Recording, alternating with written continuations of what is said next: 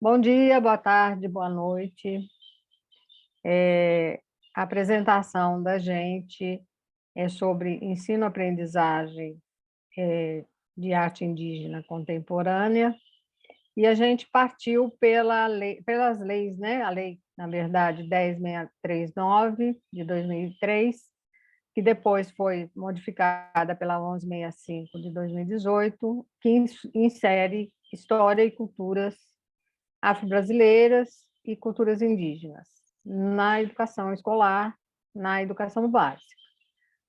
E a nossa questão era levantar as causas de não reconhecimento dessas culturas e de uso equivocado, de um tratamento equivocado das culturas indígenas, tanto nos livros didáticos, quanto na questão de materiais, ausência de materiais didáticos adequados para esse ensino-aprendizagem das artes indígenas contemporâneas.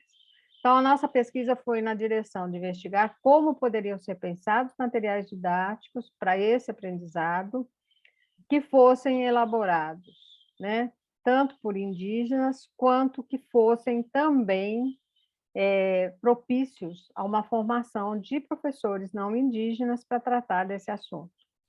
A primeira questão é a gente saber que não existe só um povo indígena brasileiro, mas vários povos, né? E cada qual tem sua história e sua cultura. Portanto, tem alguma coisa a ser feita anteriormente do que elaborar um material didático, eleger quais os povos serão o foco do estudo. A pesquisa doutorado, Tales, que não é indígena, e depois a gente continuou quando o Ney, que é indígena, Chacreabá, entrou no mestrado, e aí eles levantaram os dados de campo. A gente escolheu os povos Pataxó e Chacreabá por serem mais acessíveis a nós e porque o Tales já tinha trabalhado, já tinha feito parte do trabalho de campo com eles e no doutorado, então, aprofundou esses estudos. Uma vez definidos os povos, a gente buscou levantar o que foi por nós aprendido nas escolas, na universidade, sobre cultura indígena, para podermos ensinar sobre arte indígena contemporânea, né, Thales? Exatamente.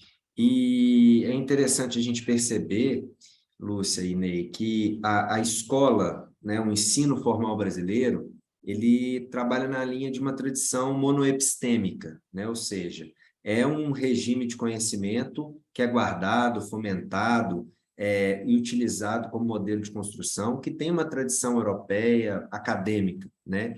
E, de alguma forma, exclui os regimes de conhecimento indígenas, né?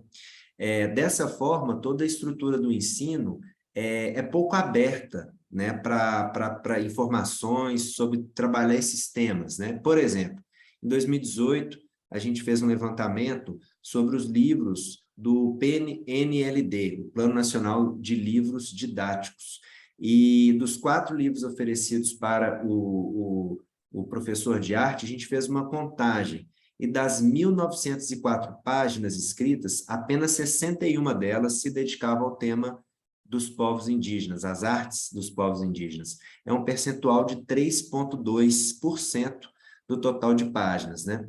Então, a gente tem uma tradição escolar que não sabe muito lidar com as culturas indígenas, suas artes, suas histórias, né? E aí surge uma pergunta na nossa pesquisa: como o professor pode ensinar algo que ele nunca aprendeu, né?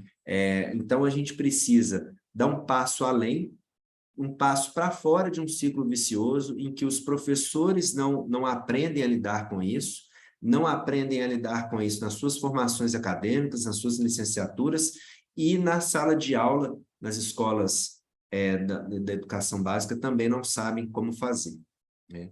Passo, então, a palavra para o Ney, que vai trazer algumas considerações para a gente nesse sentido.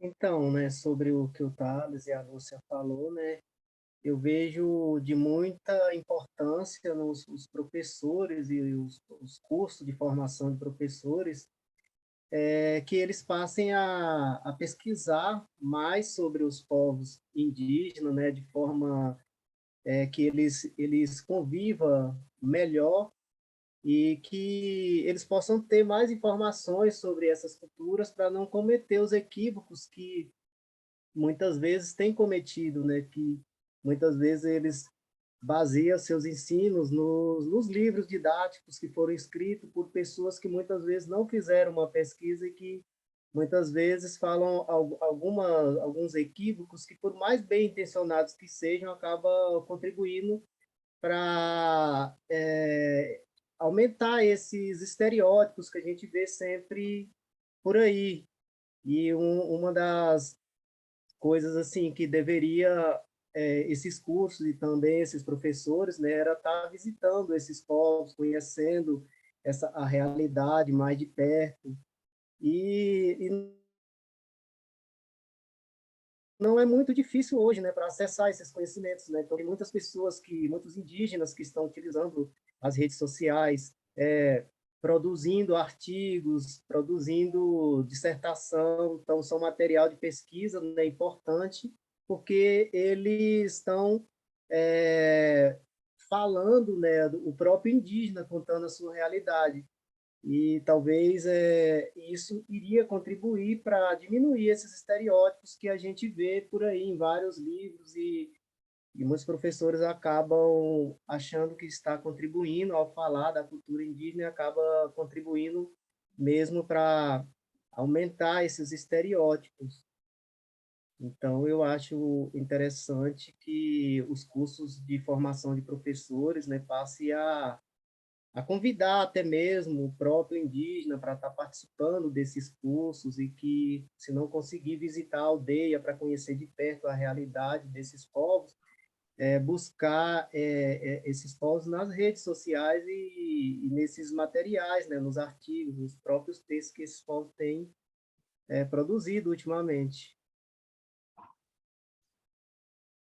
Lúcia, você quer trazer uma consideração final para a gente?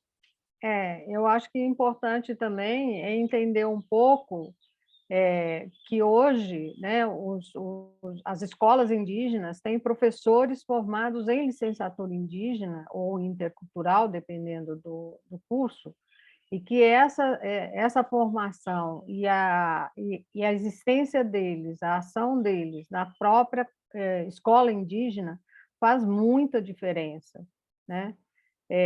Quando os professores eram não indígenas, tentavam levar para os indígenas a cultura de fora do povo. E hoje eles conseguem, nas disciplinas de arte, cultura ou com outros nomes que seja, eles conseguem dar todo o conteúdo que precisa ser dado, né, em termos de currículo escolar, mas conseguem fazer isso de uma maneira própria, de uma maneira interna, de uma maneira que realmente faz parte da cultura deles, né? E isso é muito importante. E eu acho que é isso que o Ney falou, né? A gente precisa buscá-los, a gente precisa saber mais de perto, a gente precisa saber mais de dentro, e eles são ótimos parceiros. A gente é que ainda não aprendeu muito a como compartilhar com eles o nosso espaço de sala de aula e de muitas atividades, às vezes, que eles poderiam ser chamados, né? E que compartilham com a gente, assim, de peito aberto, tudo que eles acham que a gente possa aprender. No mais, obrigada, e agora a gente aguarda as considerações, né, de quem está aqui no ANAMPAP, para a gente conversar mais um pouquinho.